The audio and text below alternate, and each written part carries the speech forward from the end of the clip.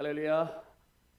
봄이 오는 3월의 첫 주간을 허락해 주신 우리 하나님께 감사와 영광을 올려드립니다. 오늘 예배를 통해서 하나님의 살아계심을 체험하고 따스한 성령님의 온기를 체험할 수 있는 은혜와 축복의 예배 시간이 되시기를 주님 이름으로 축원합니다. 우리 옆 사람과 함께 인사하겠습니다. 하나님이 우리와 함께 하십니다.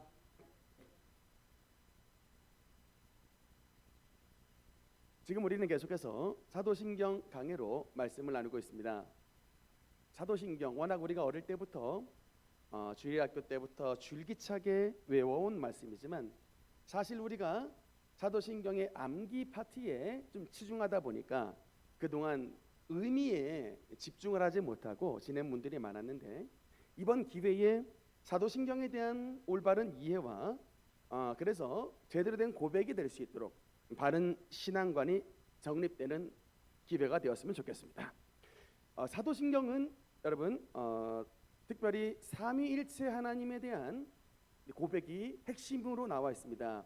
성부와 성자와 성령 이 세 위격에 하나님에 대한 고백이 사도신경 전반부에 나와 있는데 먼저 복습을 잠깐 해보면 성부 하나님에 대한 고백은 이제 세 가지입니다. 어떻게 말씀이 나와 있죠? 전능하신 분, 천지의 창조자, 우리의 아버지 되신 분. 우리의 성부 하나님이 전능하시고 그 전능하신 능력으로 온 세계를 만드시고 그 능력을 가지신 분이 바로 저와 여러분의 아버지시다 라고 하는 여러분 신앙 고백을 우리가 하나님을 향해서 항상 드려야 되는 것입니다.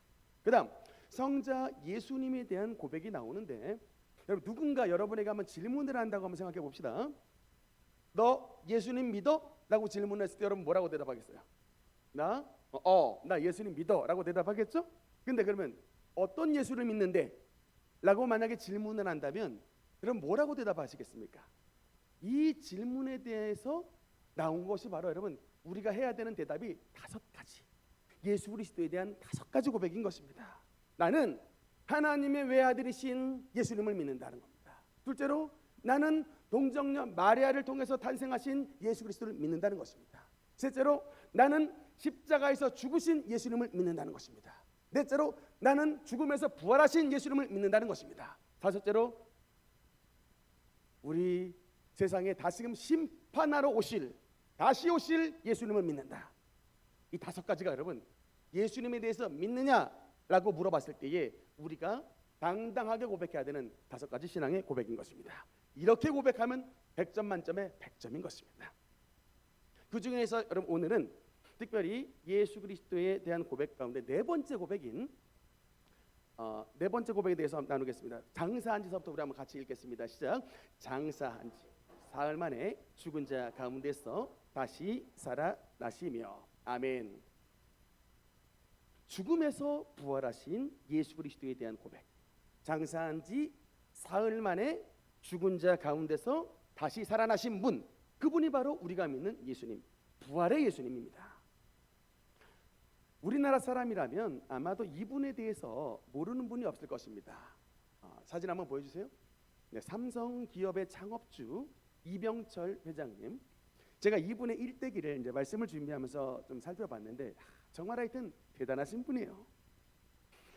우리나라가 여러분 원래부터 잘 살던 나라가 아니었고 1910년에 병술국치 일제의 나라를 빼앗긴 그때에 태어나신 분입니다. 근데 그 시기에 태어나셔가지고 일제 침략기에 36년을 지나고 그로 있다가 또 5년 있다가 바로 6.25 전쟁이라고 하는 3년간의 동란이 나고 그런 나라가 폐허가 된 상황 가운데 그런 모진 시련과 어려움을 뚫어내고 세계 굴지의 기업, 세계적인 기업 삼성을 일궈내신 분, 그 토대를 닦으신 분이 바로 저 이병철 회장님이십니다.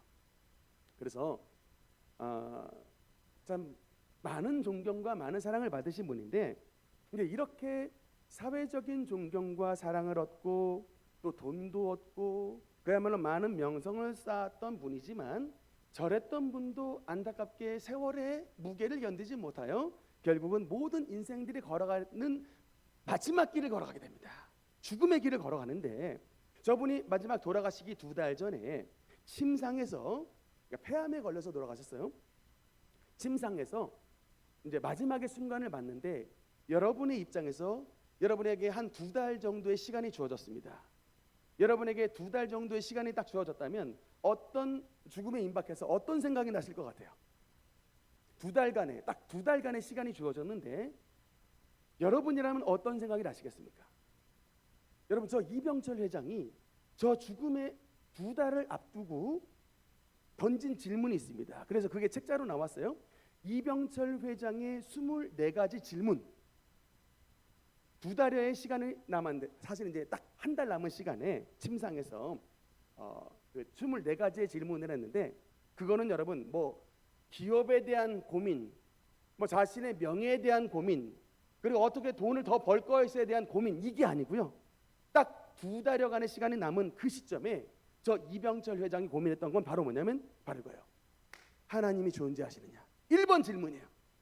저기 저 3장에 잡힐 목록이 글씨를 굉장히 잘 썼어요. 한자로도 쓰셨는데 명필이시더라고요. 근데 정말 이 세상에 1번 질문이 이 세상에 신이 존재하는가예요. 질문. 그리고 인간이란 무엇인가요? 그리고 죄가 뭐고 죽음이 무엇인가? 그리고 우리 성경에 보니까 부자가 천국 가기가 어렵다고 하던데 그러면 모든 부자는 죄인이란 말인가? 라고는 질문 16번 이렇게 나와요. 이렇게 24가지의 질문이 나와 있어요. 이 질문을 천주교 신부님에게 전달을 했던 것 같습니다. 근데 안타깝게도 그 신부님이 나름대로 답변을 준비를 하셨는데 이병철 회장님의 병세가 워낙 위중하여 답변을 듣지 못하고 돌아가셨어요.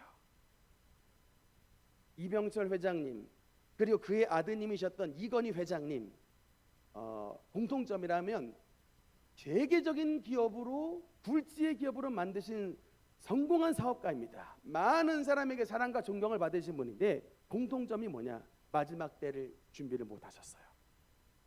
마지막 때를 준비 못하셔서 이병철 회장님도 그렇게 돌아가셨지만 이건희 회장님도 그의 아드님이셨던 이건희 회장님도 심장에 스트로크로 쓰러지셔서 7년간 이게 코마 상태로 계시다가 돌아가셨잖아요. 준비를 못하셨다. 여러분, 성도라면 반드시 우리가 해야 되는 것이 무엇이냐? 마지막 때를, 저와 여러분의 마지막 때를 준비하며 살아야 되는 것입니다. 그러면 질문합니다. 마지막 때를 준비하는 게 뭐예요? 마지막 때를 준비하는 삶이 뭡니까? 주님 앞에 설 그날을 준비하는 거예요. 내일 내가 예수님 앞에 설 수 있겠다라고 의식하며 살아가는 겁니다. 내일 예수님 앞에 만나서 준비하는 사람은 반드시 우리 몸에 있는 때를 벗겨내게 돼 있어요. 우리 몸에 있는 더러움 가지고 나가는 사람이 없습니다. 내일 내가 주님을 만난다면 우리에게 있는 육체의 때, 우리에게 있는 모든 영혼의 때를 다 벗기고 주님 앞에 설 준비를 합니다. 그것이 바로 회개하는 사람의 자세인 것입니다. 회개하고 주님 앞에 설 준비를 하는 것이 바로 마지막 때를 준비하는 사람인 것입니다. 어느 때에 들어가시는 간에 이분은 상관없어요. 찬송가 가사에 나오는 것처럼 날이 저물어 오라 하시면 영광 중에 나아가리. 마지막 때를 준비하는 사람은 어느 때에 주님께서 우리를 부르셔도 찬송을 부르며 주님 앞에 안기는 영광이 우리 삶 가운데 나타날 줄 믿습니다. 사실 기독교도 세상의 범주에서 봤을 때는 종교 범주에 해당이 됩니다. 뭐 불교, 유교, 기독교 이렇게 종교의 범주에 해당되는데 사실 종교라는 게 다 뭐 비슷해 보이긴 합니다. 뭐 기도도 하고요, 신에게 기도도 하고 예배도 드리고 때로는 헌금도 내고 그렇게 하지. 그래서 뭐 대상만 다르다 뿐이지 종교가 다 뭐 비슷한 것 아닌가라고 생각을 하시는 분들이 있지만 여러분, 기독교 외에 다른 종교에서 절대로 따라할 수 없는, 절대로 쫓아하지 못하는 딱 한 가지가 있습니다. 다른 종교는 죽었다 깨어나도 이거 못 따라해요. 그것이 우리 기독교만의 유일한 특징. 그것이 무엇인지 아십니까? 바로 예수 그리스도의 부활인 거예요. 부활신앙입니다. 절대로 다른 종교가 이 부활만큼은 흉내 못 내요. 우리나라 절간에 가면요, 부처님의 사리를 모신 사리탑이 있습니다. 인도에 사셨던 부처님의 사리가 돌아가셨을 때 그 스님이나 뭐 보행하신 분에게 사리가 나오는데 어떻게 부처님의 사리가 우리나라에 있는지는 알 수 없지만 어쨌든 그 사리를 모신 탑이 우리나라 절간에 있어요. 또 저기 인도 아래쪽에 스리랑카라고 하는 섬이 있는데 그 스리랑카에는 부처님의 뭐가 있냐면 이빨이 있어요. 그래서 해마다 사람들이 그 부처님 이빨에다가 가서 기도하면은 복 받는다 그래가지고 수많은 인파들이 그 스리랑카 부처님 이빨 모신 그곳에 가서 기도합니다. 중국에 가면 공자님의 무덤이 있습니다. 모든 교주들 해당된 무덤들이 다 있는데 여러분 우리 기독교는 예수 그리스도의 무덤은 뭐예요? 빈 무덤입니다. 시신이 없는 무덤이에요. 왜 그럴까요?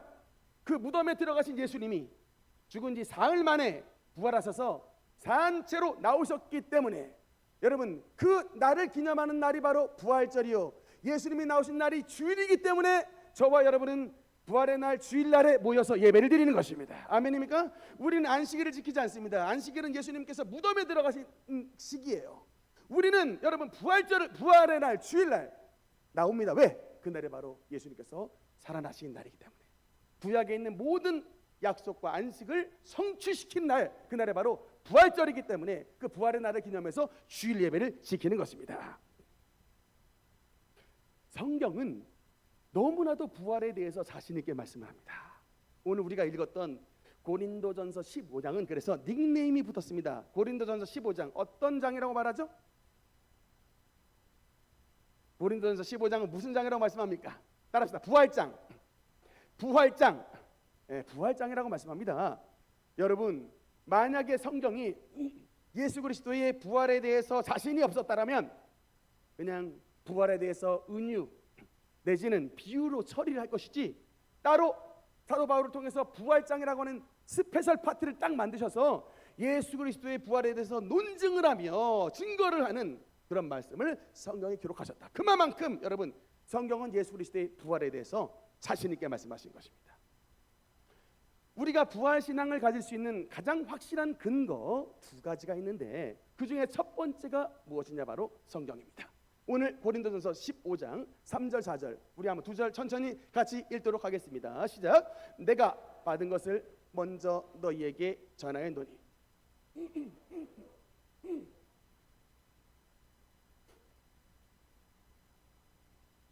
성경대로 사흘 만에 다시 살아났다.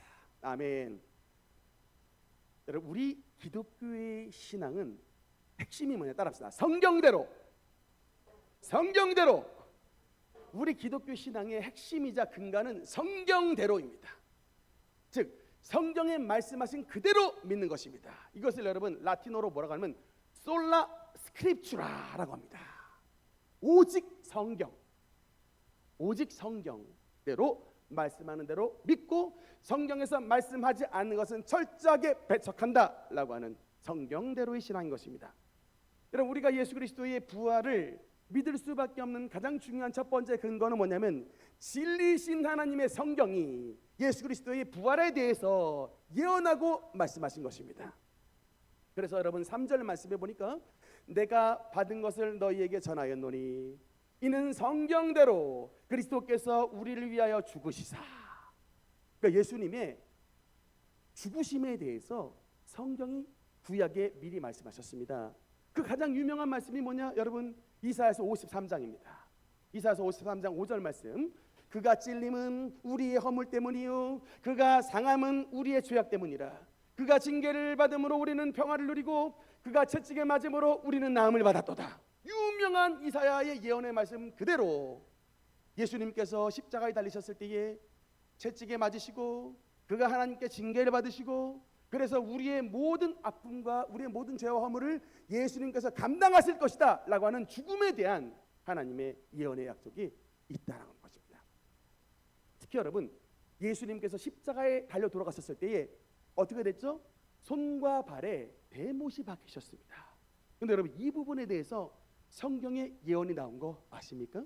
시편 22편 말씀해 보니까 시편 22편 16절 한번 같이 읽겠습니다. 시작. 개들이 나를 애워쌌으며 악한 무리가 나를 둘러 내 수족을 찔렀나이다. 여러분, 예수님의 십자가의 사건은 우연히 벌어진 사건이 아니라 하나님이 다윗의 예언을 통해, 하나님이 이사야 선지자의 예언을 통해 하나님의 아들 메시아가 온 인류의 죄를 짊어지고 십자가에 달려 돌아가실 것을 성경대로 말씀하셨습니다. 그래서 바울이 말하기를 성경대로 죽으시고 라고 말씀하신 것입니다. 그렇게 성경대로 죽으신 예수님이 여러분 성경대로 살아나셨는데, 구약 성경에 예수 그리스도의 부활에 대해서 말씀을 하고 있는 장면이 있습니다. 시편 16편 말씀해 보니까 16편 10절 말씀 우리 한번 천천히 읽겠습니다. 시작. 이는 주께서 내 영혼을 수월에 버리지 아니하시며 주의 거룩한 자를 멸망시키지 않을 것임이니이다. 여러분, 스월이 뭘까요? 지옥도 되고 구약의 무덤도 됩니다. 주님께서 내 영혼을 무덤에, 지옥에 그대로 두지 아니하시고 하나님의 거룩한 자가 그리스도예요. 하나님의 그리스도를 멸망, 썩음을 당하지 않게 하실 것입니다. 다른 사람들은 무덤에서 전부 시체가 썩지만 주님의 그리스도는 주님의 거룩한 자를 무덤에서 썩게 만들지 않으실 것입니다. 이 말씀을 나중에 사도 베드로가 그대로 사도행전 2장에 인용을 하십니다. 예수님의 부활에 대해서.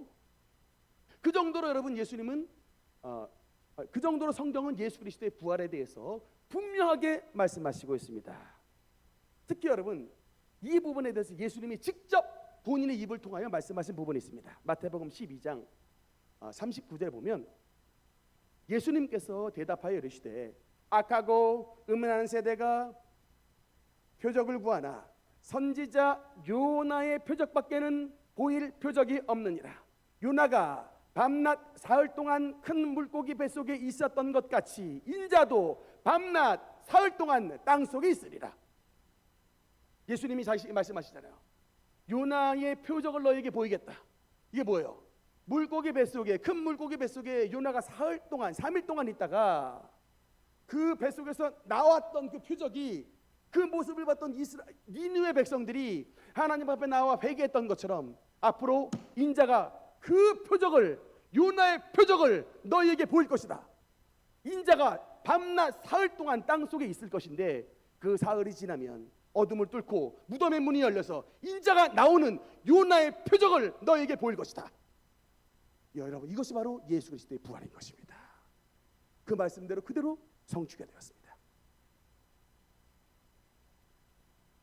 예수님께서 부활하신다고 하는 것은 여러분 인간 머리로 껴 맞추는 것이 아니에요. 여러분, 성경은 사실은 한 권의 책이지만 그 한 권이 책에 기록된 기간이 여러분 몇 년인 줄 아십니까? 무려 1600년 동안 기록이 됐습니다. 모세가 BC 1500년의 사람이에요. 마지막 성경 요한계시록을 기록한 요한은 AD 100년의 사람입니다.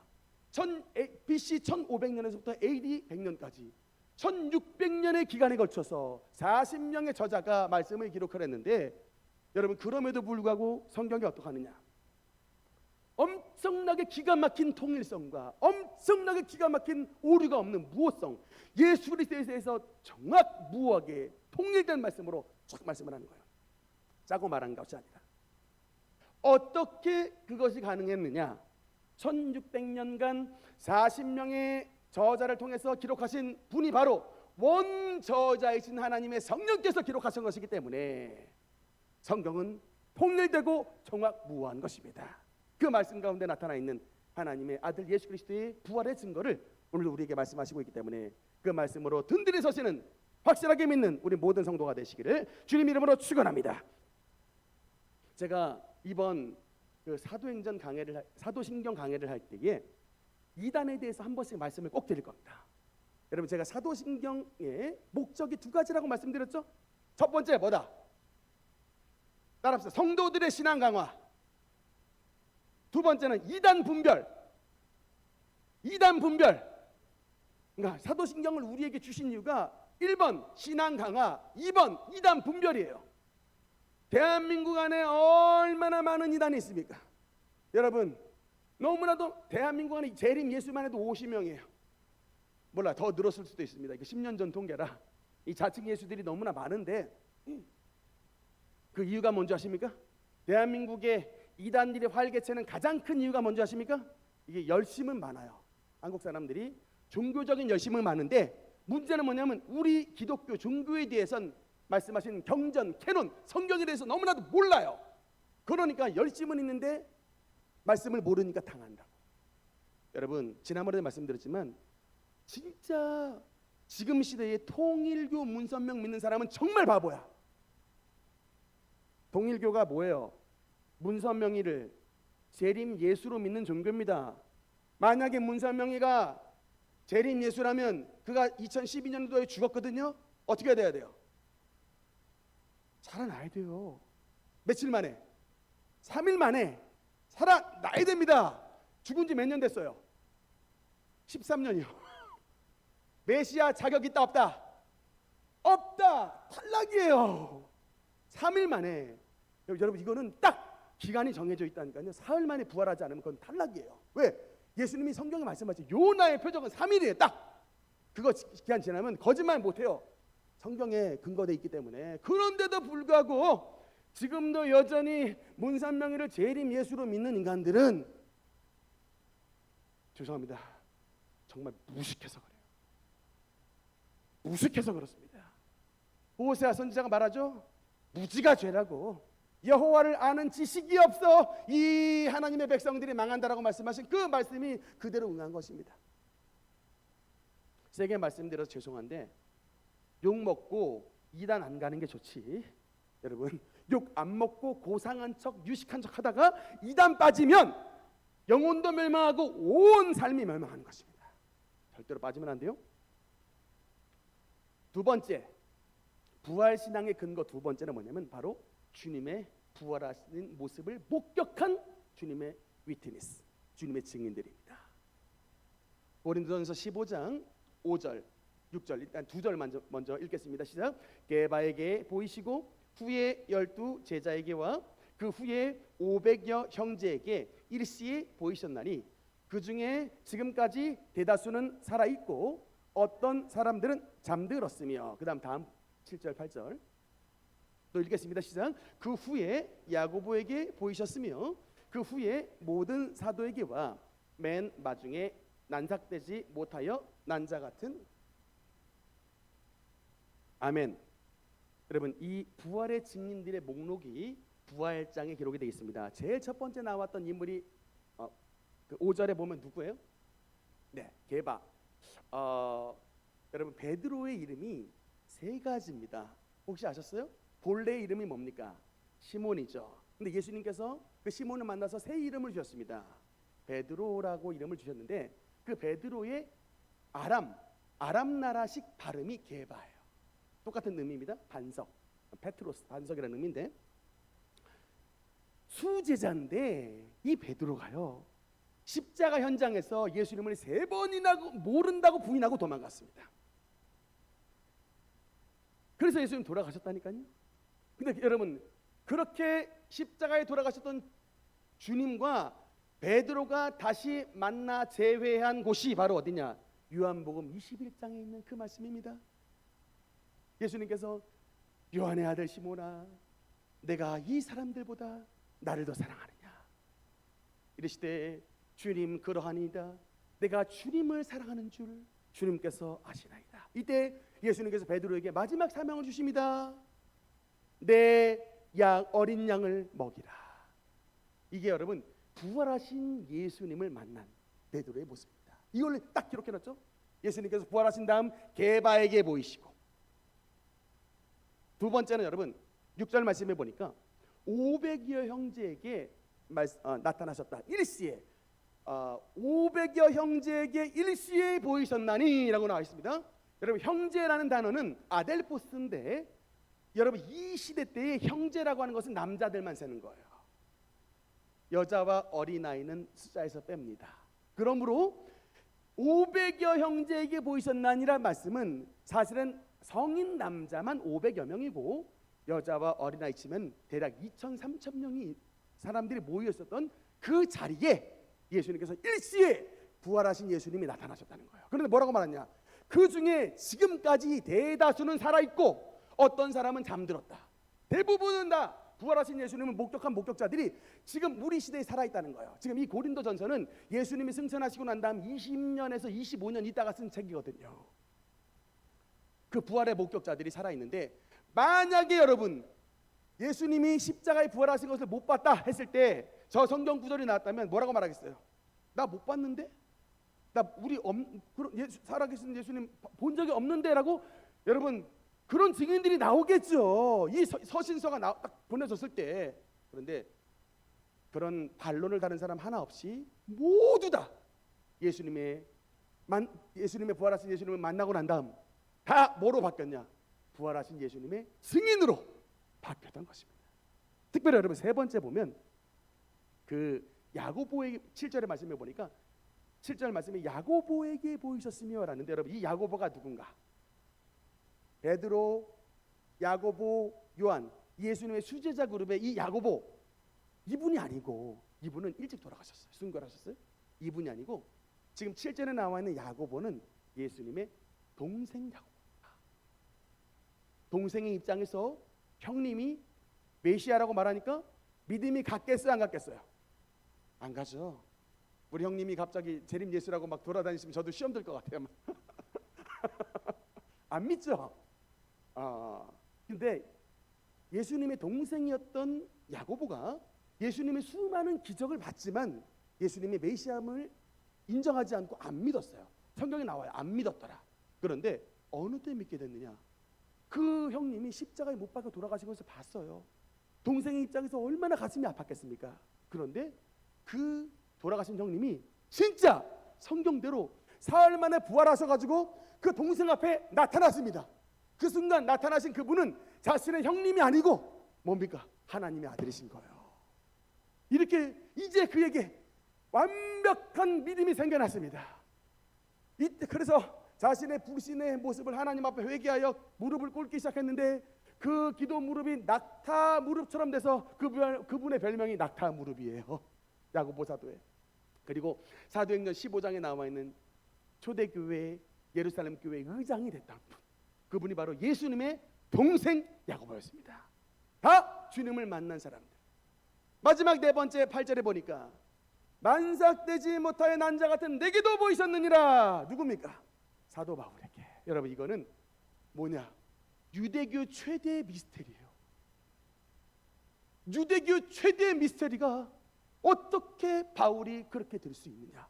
지금도 여러분 유대인들은 이것을 최대의 미스테리예요. 왜? 바울이 어떤 사람이었습니까? 유대교 최대의 열심문자였어요. 유대교에서 가장 높은 스승이었던 가말리엘 문화의 최고 수석 제자가 바로 바울이었습니다. 그래서 예수님을 믿지 않는 마음을 가졌던 바울이 예수님의 부활을 증거하는 교인들과 그 성도들을 싹 다 잡아서 감옥에 가두고 그 거두였던 누굽니까? 스데반을 예수님을 증거한다는 이유로 돌로 쳐 죽였을 때에 그들의 배경, 그들의 보증을 서뒀던 인물이 바로 바울이었어요. 그랬던 바울이 다메섹 넘어 교회가 있더라, 다메섹 넘어 예수쟁이가 있더라는 소식을 듣고 말을 타고 득달같이 쫓아가 체포영장 들고 가서 바로 체포하겠다고 가는 도중 다메섹 도상에서 살아계신 예수님을 만나버린 거예요. 체포영장 찢어버리고 그 자리에서 자신이 체포하러 왔던 그 체포의 주인인데 체포의 신앙을 가졌던 그 예수 그리스도를 증거하는 그런 사람으로 변화가 됐습니다. 유대인들은 지금도 그것을 믿지 못합니다. 바울의 대답은 뭡니까? 만삭되지 못하여. 왜냐하면 자기가 교회를 핍박했으니까. 제대로 된 사람은 아닌데 이런 미다리 같은 실싹둥이 같은 만삭되지 못하여 난 자 같은 내게도 보이셨느니라. 내게도 보이셨기 때문에 예수님의 은혜를 받아 하나님의 사도가 되었고 하나님의 성경을 기록한 하나님의 사람이 됐던 것입니다. 할렐루야. 하여튼 여러분 우리가 부활의 신앙을 가진다고 하는 것은 뭐냐? 주님을 만나면 끝! 바로 그거예요. 여러분 우리가 어떻게 부활의 신앙을 가질 수 있냐? 살아계신 예수 그리스도를 만나는 영적 임재를 체험하면 내게도 보이셨느니라. 이것으로 끝나는 것입니다. 여러분 대순진리회에서 가서 대을주 주문을 외우면서 기도했던 이런 엉터리 서충훈이 지금 여러분 앞에서 지금 하나님의 말씀을 증거하는 목사가 되어 있습니다. 그것이 어떻게 가능합니까? 바로 이거예요. 만삭되지 못하여 난 자 같은 내게도 보이셨느니라. 이거예요. 하나님의 살아계심을 보이셨습니다. 성령 체험했습니다. 주님의 임재를 확실하게 저에게 나타나신 하나님의 성령의 불을 받았기 때문에, 그리고 그 증거로서 방언과 환상과 하나님의 성령 충만한 은혜를 주셨기 때문에 더 이상 부인할래야 부인할 수가 없어요. 사랑하는 성도님들, 오늘 이 시간 하나님의 성령을 충만을 받아 하나님의 살아계심의 부활신앙을 확증하는 우리 모든 성도가 되시기를 주님 이름으로 축원합니다. 그러면 부활의 신앙을 가진 저와 여러분은 이 땅 가운데서 어떤 삶의 신앙의 자세를 가져야 되느냐? 여러분, 예수님께서 부활하시기 전에 들어가셨던 곳이 있습니다. 그곳이 어딜까요? 예수님께서 부활하시기 전에 어디에 계셨습니까? 무덤에 계셨어요. 무덤에 계셨다. 여러분, 여기에는 주님의 무덤에는 놀라운 의미가 있습니다. 무덤은 어떤 장소예요? 묻는 장소입니다. 예수님께서 무덤에 들어가셨다, 묻히셨다라는 것은 저와 여러분의 우리의 것을 묻기 위해서 주님께서 대속의 묻히심을 당한 것입니다. 예수 그리스도의 죽으심의 은혜로 말미암아, 무덤에 들어가심의 은혜로 말미암아, 지난날 우리에게 있었던 모든 과오와 우리에게 있었던 모든 죄와 우리에게 있었던 지난날의 모든 상처와 아픔들이 주님께서 무덤에 들어가셨을 때에 대신 우리의 모든 죄와 아픔을 주님의 무덤 속에 묻어주신 것입니다. 미가서 7장 19절 말씀에 보면, 여러분, 이 예수님의 부활하심의 은혜로 말미암아 우리의 모든 지난날의 과오와 우리의 지난날의 쓴뿌리와 우리의 모든 지난날의 상처들이 주님께서 무덤에 묻어버리셨다고 말씀합니다. 미가서 9장 19절 말씀, 미가서 7장 19절 말씀 읽겠습니다. 시작. 다시 우리를 불쌍히 여기셔서 우리의 죄악을 발로 밟으시고 우리의 모든 죄를 깊은 바다에 던지시리이다. 아멘. 하나님이 여러분 얼마나 적극적으로 움직이십니까? 우리를 불쌍히 여겨주셔서 저와 여러분의 모든 죄를 발로 치리타 밟아 이겨버리신답니다. 사람들이 보지 못하게. 그리고 우리가 지었던 모든 과거의 죄를 저 태평양 깊은 바다 속으로 던져버리신답니다. 어떤 순간에? 주님을 믿는 순간. 그러니까 주님을 믿는 순간 저와 여러분의 모든 죄는 무덤에 들어가서 묻혀버린 겁니다. 아무도 못 찾는 곳에 묻어버리셨어요. 그래서 여러분, 사도 바울은 누가 우리를 정죄하리요? 라고 말씀하지 않습니까? 우리의 여러분, 하나님의 아들이 우리를 정죄하시지 않고 하나님의 아들이 친히 우리의 죄를 발로 뭉개버리시고 하나님의 아들이 친히 우리의 모든 죄를 깊은 바다에 던져서 깊은 무덤 속으로 던져서 묻어버리셨는데 누가 우리를 정죄하겠습니까? 그래서 여러분, 하나님을 믿는 부활의 신앙을 가진 사람들은 어떤 특징이 나타나느냐? 여러분, 이게 과거의 매임에서 해방됩니다. 과거의 부끄러움에서 해방돼요. 마태복음 10장 말씀에 보면 저는 이 단어에서 항상 엄청난 감격이 와요. 여러분, 제자 리스트인데 3절 말씀 한번 같이 읽어보겠습니다. 시작. 빌립과 바돌로메와 도마와 세리마테, 알페오의 아들 야고보와 다데오. 여러분, 이 마태복음은 누가 쓴 말씀이에요? 마태복음의 저자가 누굽니까? 마태죠. 그러면 여러분, 마태가 세리인데, 여러분, 이 세리 마태가 이것을 기록할 때에 자기의 전직 세리, 매국노이자 모든 사람에게 개처럼 취급받았던 이 부끄러운 세리의 자리를 숨기고 싶었겠어요? 드러나고 싶었겠어요? 우리의 생각으로 하자면 당연히 숨기고 싶죠. 근데 여러분, 예수 그리스도를 만난 사람은 상처가 더 이상 상처가 되지 않습니다. 부끄러움이 더 이상 부끄러움이 되지 않습니다. 그의 세리라고 하는 천한 직업을 통하여 세리를 받고 하나님의 제자로 만드신 예수 그리스도의 영광을 드러내기 때문에 자랑스럽게 세리자를 지우는 게 아니라 자랑스럽게 세리 마태라고 자신의 과거를 드러내는 거예요.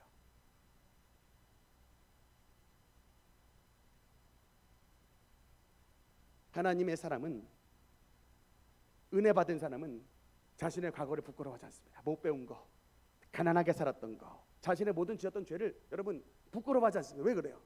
세상에 하나님 몰라 살았을 때 모습 나 이렇지만 하나님의 은혜가 임하여 세리였던 나를 제자 마태로 바꾸셨다. 이것이 주님의 영광의 도구가 되기 때문에 상처를 치유함을 받는 것입니다. 보로 여러분, 아직도 마음속에 과거의 얽매임이 심한 분들 있죠. 막 30년의 아픔에 30년 전의 일에 대해서 아직도 매여 있고, 과거의 가정의 어떤 일에 대해서 더 매여 있고, 아직 부활하신 예수님을 제대로 만나지 못한 사람이에요. 부활하신 예수님을 만나면 주님은 우리의 모든 죄를, 과거의 상처를, 아픔을 발로 이겨버리셔서 흔적 없애버리십니다. 깊은 태평양 바다 깊은 곳에 던지셔서 생각이 안 나게 만들어 주시는 것입니다. 그것이 바로 예수 그리스도의 은혜인 겁니다. 오늘 예배 시간 가운데 하나님의 성령께서 우리에게 임하여 주시사 부활의 예수 그리스도를 만난 우리 성도님들이 마태가 누렸던 그런 은혜를 체험하여 우리 모든 과거와 아픔과 슬픔이 다 기쁨 바다로 던져지는 하나님 은혜가 나타나게 되시기를 주님 이름으로 축원합니다. 한 가지 더, 두 번째 말씀입니다. 우리가 예수 그리스도를 만난 사람은 우리에게 특별히 변화가 나타나는데, 어떤 변화가 나타나냐면 우리의 꿈이 바뀌어요. 부활하신 예수 그리스도를 만난 사람은 우리에게 꿈이 바뀌는 역사가 나타납니다. 빌립보서 말씀 잠깐 보면 사도 바울이 예수님을 만나고 난 다음 그의 꿈이 어떻게 변했는지 빌립보서 3장 8절 말씀 한번 같이 읽겠습니다. 시작. 또한 모든 것을 해로 여김은 내 주 그리스도 예수를 아는 지식이 가장 고상하기 때문이라. 내가 그를 위하여 모든 것을 잃어버리고 배설물로 여김은 그리스도를 얻고. 여러분도 아시다시피 사도 바울은 출생이 굉장히 대단한 사람이에요. 로마 시민권자였습니다. 보통은 미국 여러분 시민권 얻기도 굉장히 어렵죠. 그 시민권자가 특혜가 있기 때문에 지금도 미국에 계신 분들은 어떻게든 시민권 얻으려고 애를 많이 쓰는데, 로마 시민권은 그에 비할 게 아니에요. 하여튼 이게 최고의 난 로마 시민권을 가지고 있다, 이거는 그냥 모든 것이 다 끝나는 거예요. 그런데 보통 그래서 사지만 태어날 때부터 로마 시민권을 가지고 있을 정도로 엄청난, 그리고 그리스의 철학, 그리스 나라의 철학과 로마의 법률과 유대의 율법, 이 3대 이 정상을 고지를 점령한. 그래서 오죽에 나오면 여러분 그 베스도 총독이 바울을 가리켜서 뭐라고 말해요? 야, 너 미쳤구나. 너의 많은 학문이 너를 미치게 하는구나. 모든 유대인들이 바울이 공부 많이 한 걸 알아요. 여러분 공부 많이 해서 좋은 대학 가고 최고의 명성 자리에 올라갔는데, 그랬던 바울이 이 모든 것을 뭐라고 말해요? 로마의 법률과 그리스의 철학과 이 유대인의 율법의 이런 모든 것들을 내가 그리스도를 위하여 배설물로 여긴다라고 말을 합니다. 한마디로 말하면 뭐냐? 하나님을 만난 사람은 꿈이 바뀌는 거예요. 내세가 열리는 것입니다. 예수님을 만난 사람의 특징이, 예수님을 만나기 전에 특징이 뭐예요? 예수님을 만나기 전에 우리의 특징이 뭡니까? 우리의 모든 핵심이 나 자신에게 있어요. 입신양명, 잘 먹고 잘 살자, 이름 좀 날려보자, 내 이름 석자 한번, 호랑이는 죽어서 가죽을 남기고 사람은 죽어서 이름 남긴다는데 나도 한번 이름 남겨보자. 우리의 소원의 핵심은 뭐예요? 나입니다. 나에게 중심. 나를 위한 돈, 나를 위한 지식, 나를 위한 대학, 나를 위한 나의 명성, 나의 중심이 되어 있는데, 여러분 예수님을 진짜 만난, 특히 부활의 예수 그리스도를 정말 만난 사람의 특징이 뭐냐? 꿈이 바뀌어버리는 거예요. 이제는 나를 위한 삶을 사는 것이 아니라 진짜 예수님을 위한 삶으로 바뀌게 되는 것입니다. 오늘 결론의 말씀인데, 이 예수 그리스도의 부활의 신앙을 가지고 정말 그의 삶을 전체로 드린 한 사람을 여러분께 말씀을 드리고 설교를 마무리하겠습니다. 여러분, 윌리엄 보든 이름 들어보셨습니까? 아마 못 들어봤을 거예요. 근데 여러분, 이 윌리엄 볼든, 이분이 정말 세상에 이런 분이 계신가 싶어요. 이 미국 분인데, 이분이 누구냐면 일단 미국의 재벌가 아들이에요. 세상에 이런 분이 계신가 싶습니다. 아버지가 낙농회사의 재벌이에요. 백만장자인데 백만장자의 아들입니다. 그리고 우리로 말하자면 이 윌리엄 볼든은 그냥 삼성 이재용이에요. 그래서 그냥 가만히 있으면 대기업에 그냥 총수로 가는 겁니다. 대기업 가면 후계자로 가는데, 그가 고등학교 때 교회를 나가서 예수님을 만났어요. 그래서 이제 예수님을 영접하고 새로운 삶을 살기로 결심을 하는데 대학도 잘 갔습니다. 미국의 최고 명문 중에 하나인 예일 대학에 들어갔습니다. 그래서 부모님이 이제 재벌이니까 졸업 선물을 해줬는데 야 플렉스가 대단해요. 어떤 졸업 선물을 주냐? 세계 일주. 윌리엄 볼든 아버지가 이제 고등학교 졸업하는 졸업 선물로 볼든에게 세계 일주 선물을 줬는데 이 세계 일주 여행을 하다가 이제 자기가 그동안은 전혀 보지 못했다. 정말 여러 세상 가운데 살아가는 수많은 고통당하고 가난한 사람들의 모습을 보고 너무나 가슴이 아픈 거예요. 근데 특히 이분이 어디에 갔냐면 맨 마지막 여행지가 세계 일주 여행지가 어땠냐면 중국의 란저우라는 도시인데 간수성이라는 한국 발음으로 하면 간수성 그 자리가 어디냐면 중국 가운데 회교 무슬림들이 사는 곳이었답니다. 근데 그 자리에 가서 보니까 너무나도 많은 한센병자 너무나도 많은 문둥병자들이 가난하고 헐벗고 살아서 도대체 인간이 인간 같지 않게 사는 거예요. 그래서 야, 난 아버지 잘 만나가지고 재벌 가문에 살고 있는데 세상에 같은 인간이 이렇게 비참하게 사는 수가 있구나 해가지고 재벌가 아들이지만 결심을 합니다. 내가 아버지의 유업을 상속받지 않겠다라고 결심을 해요. 여러분 이때 여러분 그 다음 장면 보면요. 이 분이 남긴 세 가지 유명한 단어가 있는데 첫 번째 단어를 선포를 합니다. No reserves. 아버지의 유업을 상속받지 않기로 결심하고 자신이 쓰는 성경에 뒤에다 딱 쓰는 거예요. No reserves. 남김없이 자신의 걸어가는 길을 후계 길을 포기하고 자신의 모든 삶을 하나님 앞에 남김없이 드리겠습니다.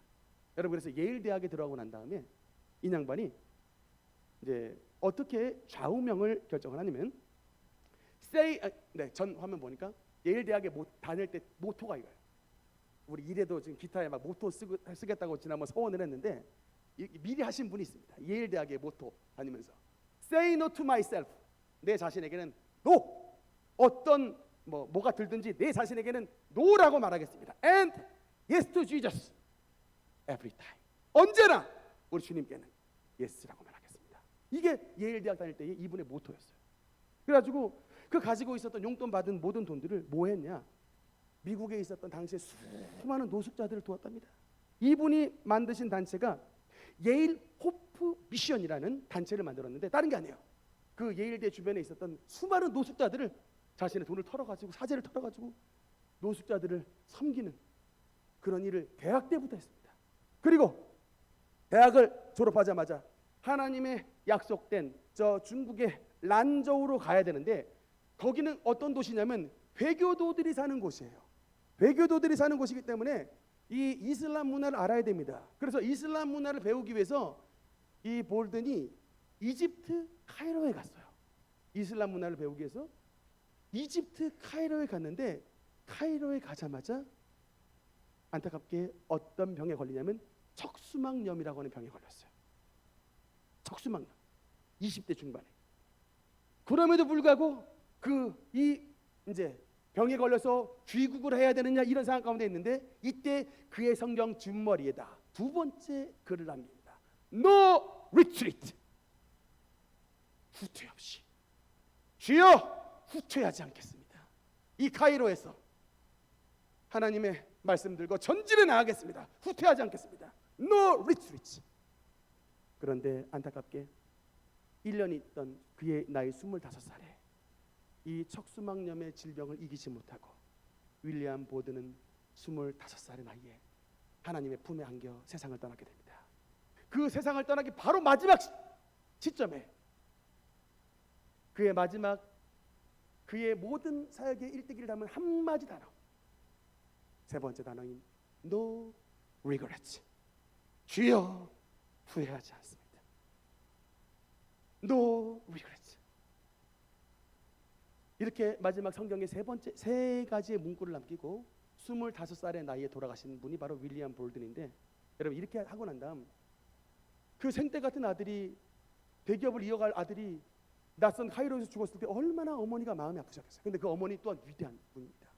아들이 소원을 알고 그 아들이 최종 목적지로 여겼던 중국의 간수성에 이 윌리엄 볼든의 어머니가 한센병 환자를 위한 병원을 세웠어요. 그럼 다음 화면 보면요, 지금 중국의 간수성에 가면, 한국 사람이 찍어온 겁니다. 중국의 복음병원이라고 하는 병원이 세워져 있습니다. 이 공산 치하에 있는 이 시차 속에서 여러분 유물이 지금도 보존이 되어 있어요. 윌리엄 볼든 사진 보이시죠? 바로 저겁니다.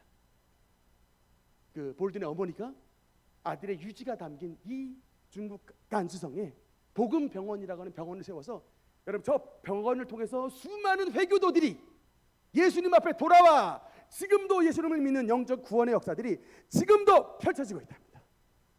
그리고 그 예일대학에 이렇게 삶을 마감하셨던, 꽃다운 정신의 삶을 마감하신 그 윌리엄 볼든의 뒤를 따르고자 수많은 예일대학 학생들이 그 길을 쫓아가겠노라. 이 바로 간수성에 미국의 예일대학 학생들이 선교사로 수많이 선포하고 자원하여서 그 많은 선교사들에게 하늘의 미랄이 됐던 그런 위대한 삶의 승리의 모습을 나타냈던 사람이 바로 윌리엄 볼든이었던 것입니다. 남김없이 no reserves, 후퇴 없이 no retreat, 후회 없이 no regrets. 짧은 그의 인생처럼 짧은 세 마디의 단어지만 이것만큼 하나님의 나라를 세우는 또 위대한 문장이 있겠습니다. 여러분, 이렇게 삶을 마감한 사람이지만 그는 결단코 실패자가 아닙니다. 왜냐? 영광의 예수 그리스도께서 이 땅에 다시 오실 때, 주님의 수많은 천사들과 함께 임하실 때에 주님의 부활의 영광에 동참하여 그 믿음을 가지고 삶의 모든 물질과 모든 건강과 자신의 모든 것을 드렸던 윌리엄 볼든도 주님과 함께 부활하여 이 땅에 함께 임하실 것이기 때문인 것입니다. 우리는 바로 그 믿음을 가진 사람입니다. 그 믿음의 후예자들입니다. 그 믿음을 가졌던 분들이, 여러분 중국에는 윌리엄 볼든이 가셨지만 우리나라에 여러분 헤론 선교사님, 세브란스의 2대 병원장이세요. 28살에 오셨다가 32살에 이질병으로 돌아가셨습니다. 세브란스 병원의 병원장이 이질로 돌아가셨다고요. 뭐 때문입니까? 버려진 조선을 위해 그의 삶을 들이신 거예요. 양아진에 가면 헤론 선교사님 묘를 볼 수 있습니다. 여러분 시간 나실 때마다 양아진 한번 가보시라고요. 이 땅을 위해 하늘의 미랄이 되신 그분들의 신앙을 좀 본받으시기 바랍니다. 오늘 우리 모든 성도님들의 신앙 가운데 예수 그리스도의 부활이 확실한 능력으로 심겨져서 윌리엄 볼든과 같은, 그리고 예수 그리스도의 부활을 증거했던 주님의 12제자와 주님의 성도들처럼 부활의 신앙으로 승리하는 우리 모든 복된 성도님 되시기를 주님 이름으로 축원합니다. 기도하시겠습니다.